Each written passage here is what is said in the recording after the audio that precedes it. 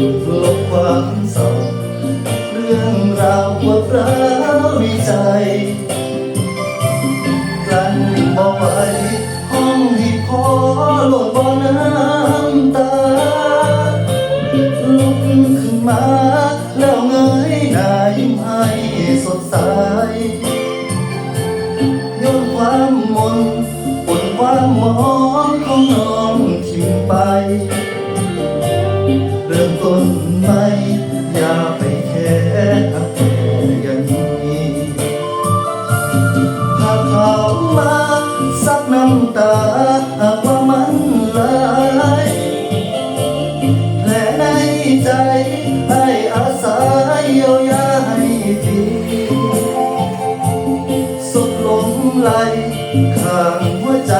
ผู้ชายคนนี้หักบ่ดีทิ้งมันไว้ลืมไปได้บ่เมื่อยกับพอรอเฮ็ดหยังความหวังว่างเปล่าความปวดร้าวยังบ่เศร้าเจ้าอยากคืนต่อหักจะเจ็บอย่าไปเก็บเอาไว้ใจท้อตายสิขอดามหัวใจให้มันเหมือนเดิ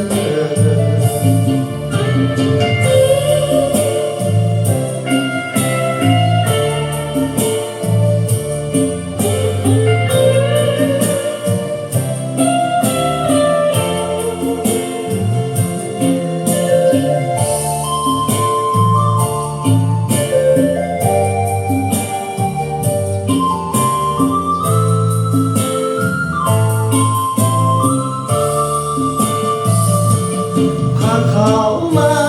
ซับน้ำตาหากว่ามันหลายแผลในใจ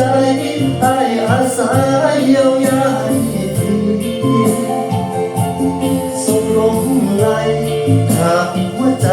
ผู้ชายคนนี้หักบ่ดีทิ้งมันไว้ลืมไปได้บ่ก็พอ